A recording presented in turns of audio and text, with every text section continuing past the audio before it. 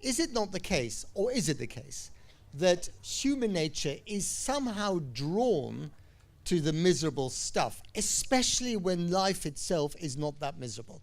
In other words, the speech that Trump gives about carnage in America is, he can give it and it's applauded precisely because actually for most people there isn't. It's picket fences and garden gnomes. Yeah. Not everyone was impressed. My favorite comment on the Trump carnage inauguration speech came from former President George W. Bush, a man with whom I tend not to agree, to put it mildly. And he said, "That was some weird shit." Yeah. but speaking to your point, though, your observation about human psychology is correct. There is a well-documented phenomenon known as the negativity bias. One version of it is the phenomenon of loss aversion that Daniel Kahneman and Amos Tversky documented, that people dread losses more than they savor or anticipate gains.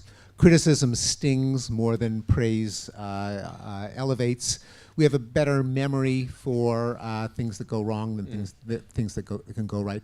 However, it is not true that political rhetoric, therefore, must appeal to the negative, because there have been fantastically successful politicians who have had a note of optimism, even in dark times, perhaps most famously. Dark times. Well, Franklin Roosevelt, we have nothing to fear but fear itself. Yeah.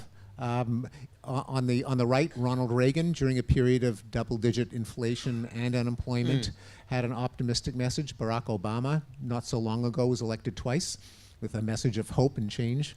So it can be done by a skillful politician. Perhaps things aren't miserable enough for Donald Trump's message to be overturned. So here's my question. You make a very coherent argument for looking on the bright side. You're a glass half full guy.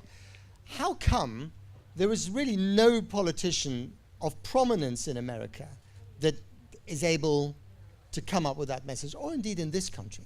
Right? They're not busy right hating now. Trump, but where are the lovers of the other thing? No, I think it's a good question. And by the way, it's the message of the book is not let's see the glass as half full. It's let's see how full the glass is. Again, the problem is this is not a book about optimism. This is a book about accuracy. The fact that global poverty has declined by 50% in 30 years is not looking at the bright side. It's a fact that people don't know.